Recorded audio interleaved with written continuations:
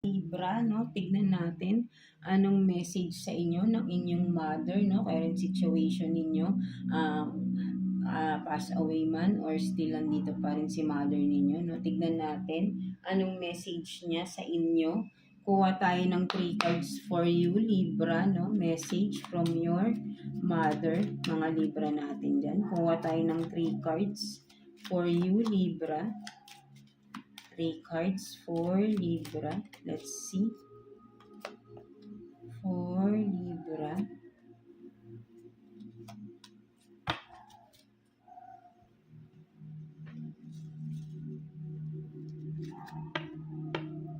So you have this, the Star.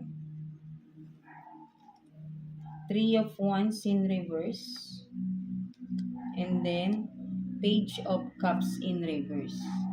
No, so ang nakikita ko dito, no, Libra, no, sinasabi sa iyo ng mother mo, no, huwag ka nang maghintay, no, huwag ka nang maghintay kung ano man tong mga hinihintay mo, mga Libra natin, no, kasi nga ay with the 3 of Wands in reverse and Page of Cups in reverse is yung hinihintay mo kung ano man ito is sabihin nating hindi ito yung dapat mong hintayin, no? With the Star, no? Kumbaga, yung hinihintay mo ay hindi ito yung person man ito with the Page of Cups here, no?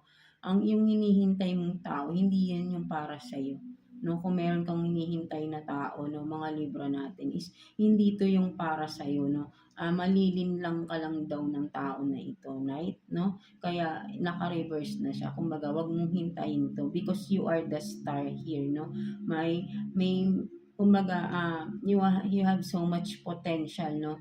Marireach mo yung mga dreams in life mo, yung goals in life. So, better to focus on yourself lang, no? Sinasabi sa iyo ng mother mo, no? Wag mong sayangin yung panahon mo sa paghihintay sa tao na ito na sabihin natin na hindi naman talaga naging seryoso sa iyo, no, with the Page of Cups in reverse, no, kahit na sabihin mong nakaganyan yan yung offer niya, no, hindi maganda yung offer niya sa iyo, no? Kumbaga ay sabihin natin na no, sabihin mo nga yung cups niya may isda, di ba, pero parang patalon pa, no, yung offer niya is fake, no, so parang yun yung nakikita ko kung babalik man or itong taong hinihintay mo, yung ino-offer niya sa'yo is hindi talaga offer, no, it's a fake, no, kumbaga parang walang laman yung cup niya, no, because yung isda nga tatalon kasi walang tubig, di ba, something like that, no, so ayun yung nakikita ko dyan, so wag kang maghintay because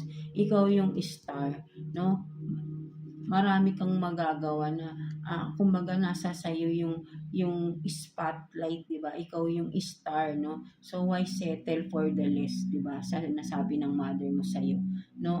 Libra. So better wag mo daw hintayin tong tao na ito kung ano man ito because this is not for you. No? So ayun ang message sa iyo ng iyong mother, no? Mga Libra natin.